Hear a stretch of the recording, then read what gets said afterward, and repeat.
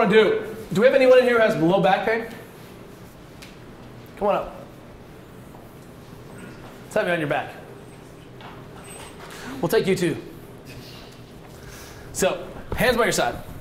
So, when we see low back pain, we're working on what we want to make sure is, do we have a stabilization plan? Right? Is the athlete stable and set up? Are we starting with an organized trunk as we move into our movements? Right? Because back pain, unless it's pathological, just doesn't happen. Right? It's always within the context of inefficient movement or poorly stabilized or open circuit faulting. So lift left leg up 1 inch. Down, right leg up 1 inch. Down. Both legs up quick. And down. Both legs up quick. Down. Now what happens when she does it? You guys see that? So she fires these very, very powerful hip flexors. Her hip flexor attaches the pelvis here and basically pulls her pelvis anterior a little bit. But what you're seeing is that a fraction later, her abs turn on. Do you see that? Relax, take a big breath. What'd you have for breakfast? Turn your legs up. Go. You see it? There you go. So what ends up happening is that she fires her hips, and then a second later, boom, her trunk fires. And that sort of violates our core to peripheral extremity rule, doesn't it? This is not a functional movement. Why? She's not working in a core to sleeve fashion. And the problem is, if I'm going to pull the car out of the ditch and the bumper keeps coming off or being a little bit flexible, I don't have a very effective energy transfer mechanism, do I? And so from a pure mechanical advantage, if her pelvis isn't stable, the hip flexor can't do its job very effectively. In fact, as soon as it tilts forward, we're overextended. We've lost that length-tension relationship. The hip joint doesn't stabilize as effectively. And now the hip joint is loose. This hip socket becomes the hip becomes anterior in the socket. Hip flexor's bowstring. That's fine. It's just 10 or 15% of your efficiency. But what about this? As her pelvis gets dumped forward, one of the things that happens is that her spine just happens to be attached to her pelvis. You notice that, right? And when her spine or pelvis comes forward, her spine experiences a moment of shear. And remember, we can buffer extension really well, we can buffer flexion really well, we can brace really well. What we don't experience very well or buffer very well is shear and extension or shear and flexion. And shear is that sliding on sliding surface. That's when your knee comes way far forward, and that's how we destroy our meniscus. Does that make sense to you guys? So she fires that. Her body's like, hey, you're going to guillotine the spine. Turn on the emergency stabilizer. So it fires the abs. Relax. Both legs up quick. Do it again. One more time. Hold it. Do it again. Now hold that breath. Hold that position. Now, can you flatten your back for me? No, go ahead and flatten your back. Can she? Why not? She's already loaded, right? She's got 500 pounds on her back, or 1,300 pounds on her back, right? Miss Thompson. So the idea here is that once she's under a loaded position, she can't reclaim that good position. It's lost potential, lost mechanical advantage, lost efficiency. So as soon as she shears, all bets are off. Now we've challenged her spine. Now her rectus abdominis jumps as the TEL, the psoas jumps. That's what that is right there. Ironic, we're talking about rabbits. This is the filet mignon of the human being. You guys know that, right? And so we start to see this kind of dysfunctional movement pattern happen. She can't reclaim that position. Both legs up again, quick. Can you take a big breath? And exhale. Is it hard to breathe like that? Yeah, absolutely. When Glassman did a little example where he put both legs up, we'll see athletes do knees up and hang in an L-sit, and they'll get one knee up, looks good. One leg out, looks good. Other leg comes, whoop, fail. Have you guys seen that? And what's happening is your body is shutting you down. If your spine experiences a shear moment or shearing event segment on segment, like I lifted my legs and one of my segments sheared on the other segment, it shuts me down. Stay here for a second, would you? Come here. Arms straight out in front of you. This is Tony Blauer's demo. Spread your fingers out. Why do we spread the fingers out? We create stiffness in the elbow, right? That's what's happening. Eyes level, up over there. Don't let me bend you. There's a whole bunch of people watching. Don't bend. Got it? Got it? Hold. I'm not gonna bend it. I do my head back, I'm really weak. Okay. Now watch what happens as soon as he does what? Remember our guy Mike squatting in the video? His head goes up, right? So watch what happens when I cue him to put his head up. So eyes level. When I have you look up, I want you to look up. But eyes level. Hold. Don't let me move you. Hold and look up. And he breaks right away. He cannot resist. His nervous system's under tension. We get one segment moving on another segment. Shear, boom, shuts him down. It's how you protect yourself. Arms straight out again. What's one of the other squats faults we see? My feet are, down, yeah. Deadlifting, you can see that this is a problem. Squatting, walk out, look down, so eyes up and level. Hold, spread your fingers, don't let me move you when I have you look down. Hold, and look down. I even need to tell when you look down, right? Not only do we have a neurologic efficiency, but that head is the keystone in order to keep the thoracic spine in position. So if I surrender my head or neck position, I'm instantaneously changing my mechanics of my shoulder, of my thoracic spine. I can't stabilize, and I have a neural system trauma. What happens if she fires this big hip flexor, doesn't stabilize her pelvis, it's pulled forward, now we're in a mechanically disadvantageous position, just like the shoulder and the arm bending, and we've challenged the nervous system. Can you guys see what I'm talking about?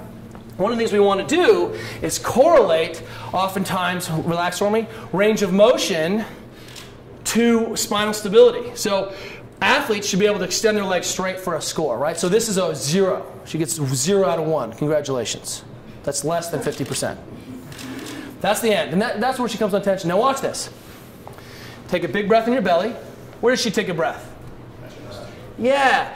CrossFit and metabolic conditioning is such a potent tool because we're training and challenging our athletes to become stable, to create spinal stability, and by the way, you're going to have to breathe also, because that's what sport is, right? Yeah, pick this heavy thing up and then run over there and make sure you don't screw up your back and you can still stay tight. So what happened was she's like, I can get tight. Good, I'm tight. We're all going to do that. I have to do 2 reps. 21? Run 400, then lift that? And what's happened is many of our athletes cannot dissociate our stabilization mechanism from our breathing mechanism. And this is diaphragmatic breathing 101, this is yogic breathing, this is Pilates breathing, this is powerlifting breathing.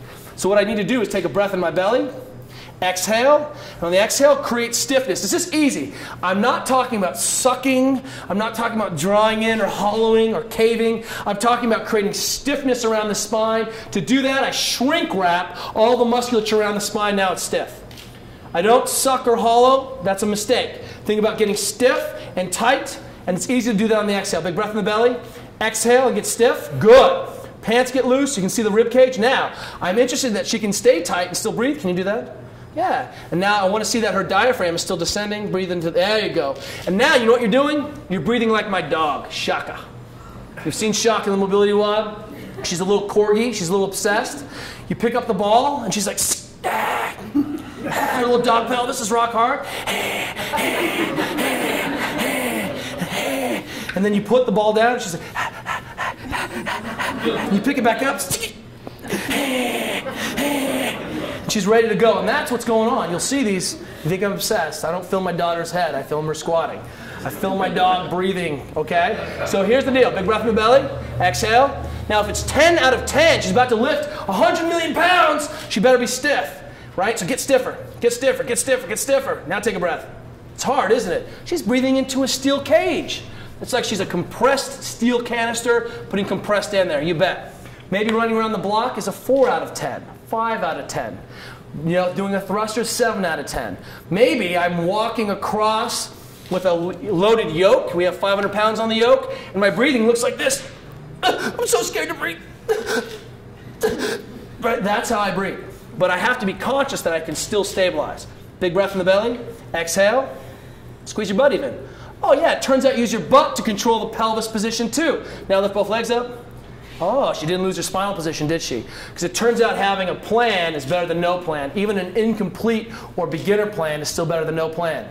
Don't sweep me with your gun. Keep your gun down range. I understand that. Get your belly tight before you lift something heavy. Does that make sense to you guys? That's what we're talking about. Now check this out. Bend the leg. Take a big breath in the belly. Exhale. She got stiff. You guys say that? Wow. What was that? What happened? She went from a fail to more than enough range to do anything she possibly needs to do in our sport. Did we stretch her secretly? Oh yes, I did, with mind training powers, right? No, what happened? Did the Mr. Miyagi thing that you didn't understand? He was just doing sliding surface, that's all he was doing.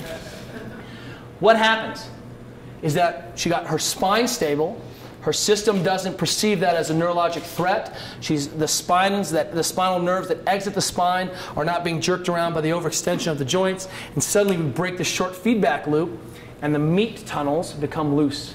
Hamstrings open up, quadriceps open up, because basically big femoral nerve and sciatic nerve are running through these tunnels, and the fastest way to protect the nerves at the spine is to shut them down downstream. Step on the HDMI cable and it stops jerking around your TV, right? You guys see what I'm talking about? But if we make the HDMI cable stiff at the trunk, then it doesn't matter what happens down below, because your body doesn't have to limit the total excursion of the nerve through the system. It's already protected that upstream. And so this is why we prioritize midline stabilization in front of mobilization, because it solves a lot of problems, solves a lot of mechanics. Will you come sit up for me? Oh, fail. What did she do? What did she do? Totally, I'm so good at this. And then she was like this. Oh, the alien's coming out of my chest. Right? That's what you did. This is my favorite coaching cue. Make a better decision. Big breath in the belly. Exhale, belly button in the spine. Get stiff. Good, now get up any way you want, right? Like an athlete.